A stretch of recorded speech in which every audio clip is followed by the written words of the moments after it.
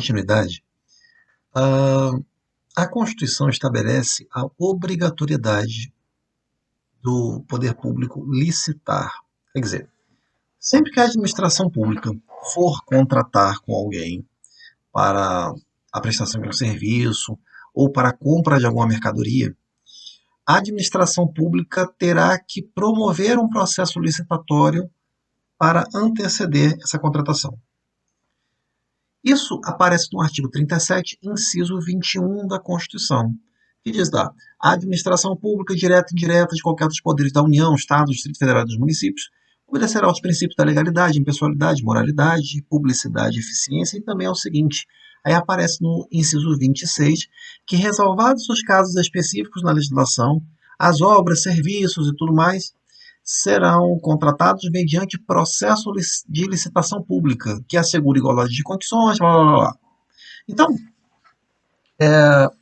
antes que a administração pública contrate, a regra é que ela faça licitação. Só que o próprio dispositivo constitucional possibilita que, em alguns casos, a legislação dispense a licitação. Então, a lei pode dispensar a licitação e a gente vai ver depois os casos de contratação direta, em que não vai ser necessário o processo licitatório. Tá? Nós vamos falar disso depois. Certo? Vamos lá. Então, a licitação, tem gente que até que fala que existe o princípio da licitação. Não é princípio, existe uma regra na Constituição que diz que a administração tem que licitar para contratar. Certo? Então, vamos dar sequência.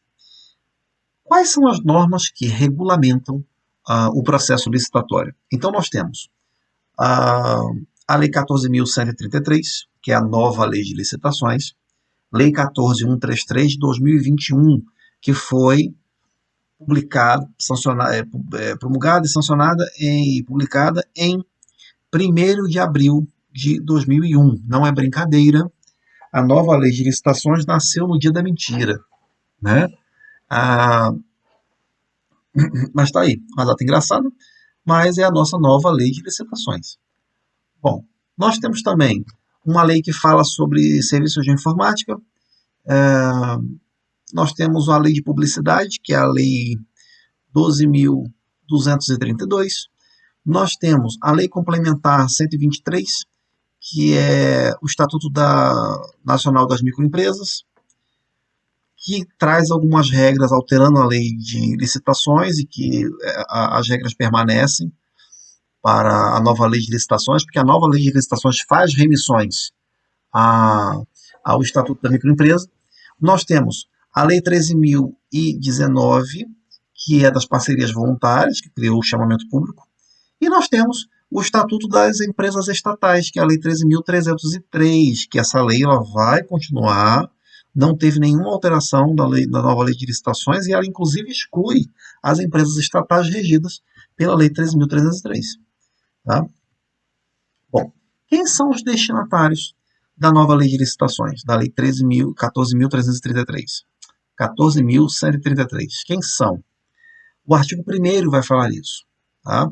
Esta lei estabelece normas gerais de licitações e contratações das administrações públicas diretas, indiretas, direta, autárquicas e fundacionais da União, Estado, Distrito Federal e municípios.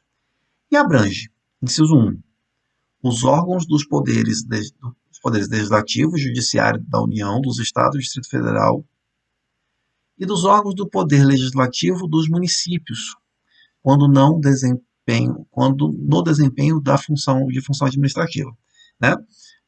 Vocês sabem que a administração pública, que os poderes, o executivo, legislativo e judiciário, eles têm funções típicas, que são as funções específicas que dão nome ao poder, aquele poder, e funções atípicas.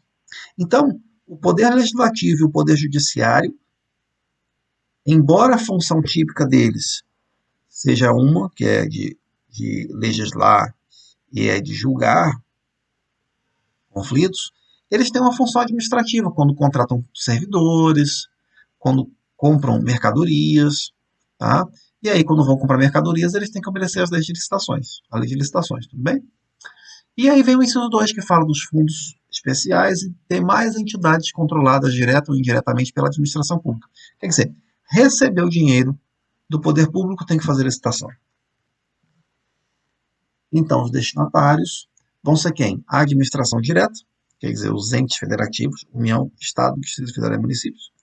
A administração pública indireta, que são as fundações e as autarquias. É importante a gente fazer uma distinção entre atividade econômica, em sentido estrito, e serviço público. Por quê? Porque a Lei 14.133, ela diz que as empresas estatais regidas pelo Estatuto das Empresas Estatais, 14.133, serão regidas por aquela lei, inclusive as contratações, porque aquela lei ela fala sobre uma série de coisas, inclusive sobre contratações públicas. E aí não se aplica a nova lei de licitações dessas empresas. Só que o Estatuto das Empresas Estatais ele veio regulamentando o artigo 173, parágrafo 1º da Constituição, e esse dispositivo ele se refere a empresas estatais que exploram a atividade econômica. Se as empresas explorarem serviço público, mesmo sendo uma empresa pública ou sociedade de economia mista, elas devem se submeter à lei de licitações, que é a Lei 14.133. Tá? Então é importante a gente fazer essa ressalva.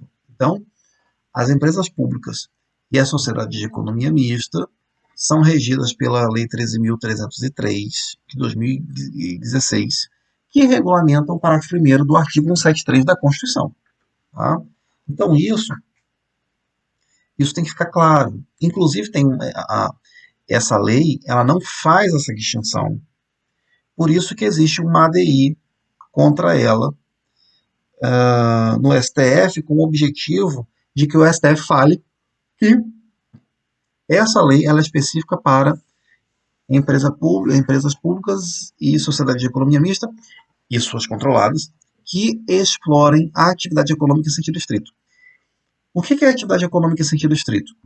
Se você pegar lá o artigo 174 da Constituição, ele vai dizer que o Estado é o agente normativo e regulador da atividade econômica. Se ele é o agente normativo e regulador da atividade econômica, aí possibilita a criação de agências reguladoras e tal, mas essa atividade econômica que está no artigo 74 é uma atividade econômica em sentido amplo, abrange qualquer atividade.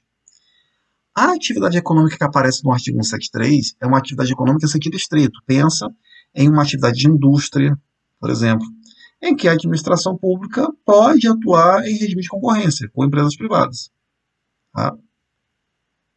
Não é a regra, porque a função do poder público é cuidar do interesse público, cuidar dos assuntos que são mais urgentes para a administração pública e para a sociedade.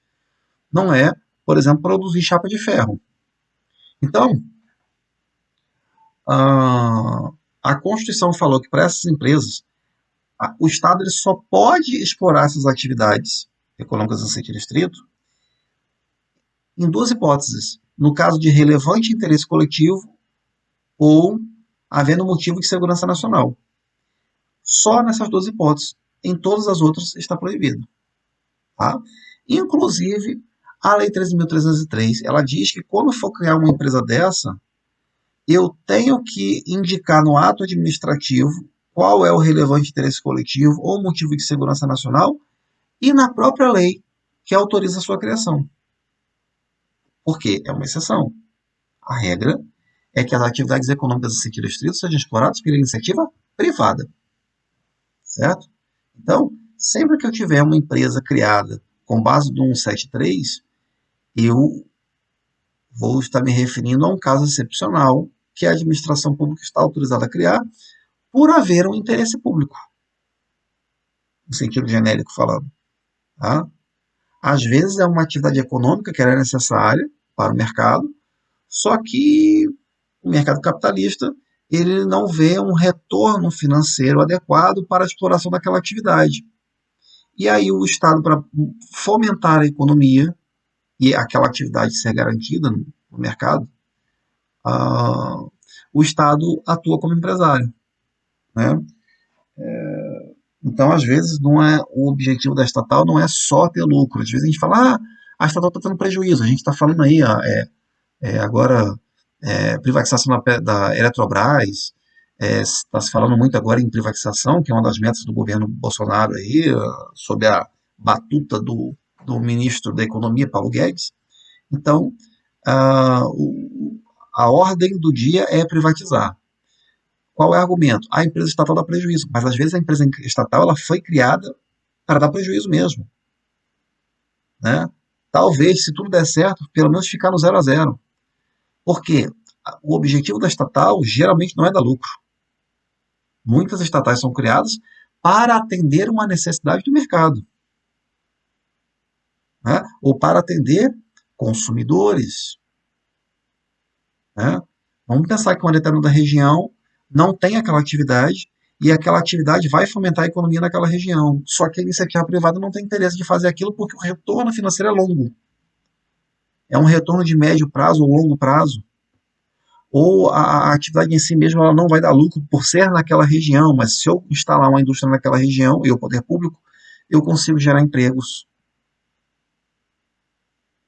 né? Eu consigo fornecer uma mercadoria por um preço barato para determinados produtores rurais, por exemplo, uma fábrica de fertilizante,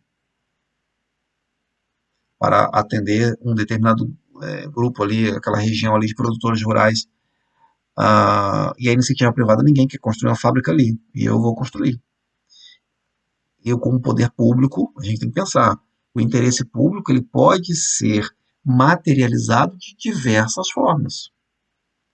Então, o objetivo de uma empresa estatal nem sempre é dar lucro. Tá?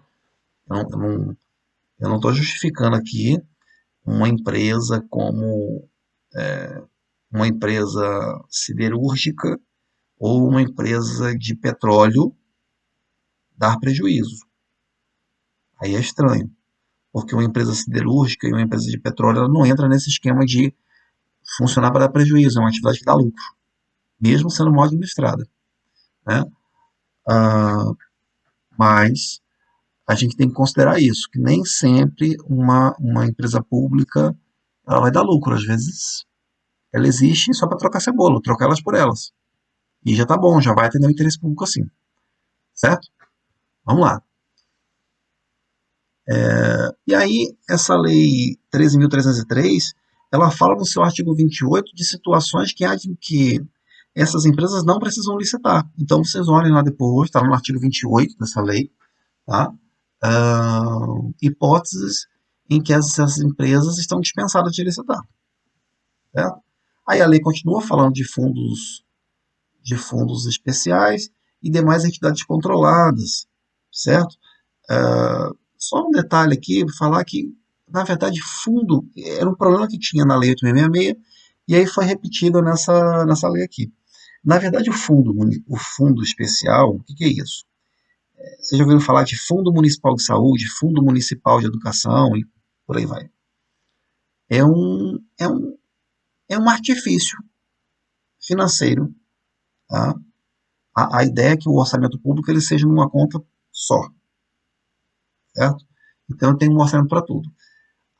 A lei financeira ela possibilita a criação de fundos especiais que aí funciona com a conta independente do orçamento. Isso facilita na gestão de recursos, isso vai facilitar para que o gestor administre melhor os recursos que ele tem. E aí vocês têm esses fundos federais, estaduais e municipais. E às vezes são feitos repasses fundo a fundo. Fundo Nacional de Educação para os fundos estaduais de educação e para fundos municipais até. Então, só que o fundo ele não tem personalidade jurídica. Se ele não tem personalidade jurídica, ele não pode licitar. O que acontece, na verdade, é que a secretaria que administra aquele fundo é que está fazendo a licitação, na verdade, que a secretaria também é um órgão que não tem personalidade jurídica. Então, no final das contas, quem vai fazer a licitação de verdade é o município, ou é o Estado, ou é a União, ou é uma autarquia, ou uma fundação. Não é o fundo municipal ou o fundo estadual, porque o fundo não tem personalidade jurídica. A gente vê até umas coisas malucas, por exemplo, que quando um automóvel, um veículo é comprado com o dinheiro do fundo, aparece no documento do veículo lá o nome lá do proprietário, fundo tal. Mas está errado. Se o fundo não tem personalidade jurídica, ele não pode ser titular de propriedade, de direito nenhum. Tá? Então, na verdade, quem é o dono é a entidade ao qual está vinculada. Mas eles fazem isso para facilitar na administração. Tudo bem?